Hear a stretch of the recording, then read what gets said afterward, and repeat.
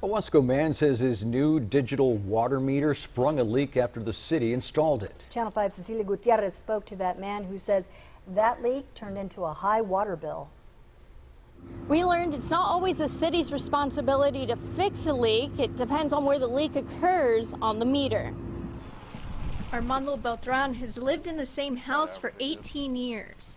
He says he's never had a problem with his water meter until the city of Weslaco installed a new digital one in May. And in less than a year, as you can see, it's filled with water. It's leaking at the meter. Beltran says his bill spiked from being $111 to over $300.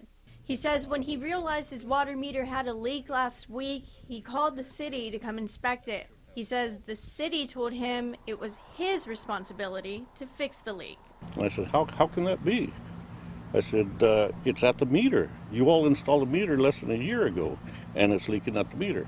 And she said, well, it's leaking on the side that's towards your house, so that makes it your responsibility. Weslaco City Manager Mike Bettis says Weslaco is installing new digital water meters throughout the city. The city hired a company to do an analysis of it. When they did the analysis, we had accuracy of all the meters somewhere in the low 80 percentile.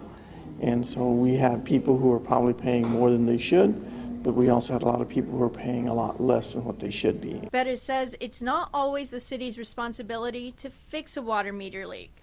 So if the meter is leaking on the side of the meter going into the home, then that's the homeowner's responsibility to take a look at it. If the leak on the meter is going toward the street or alley, it's the city's responsibility. Bettis says because the meters are new, there is a possibility the third-party installer made a mistake on the installation, and the city will take a look at it.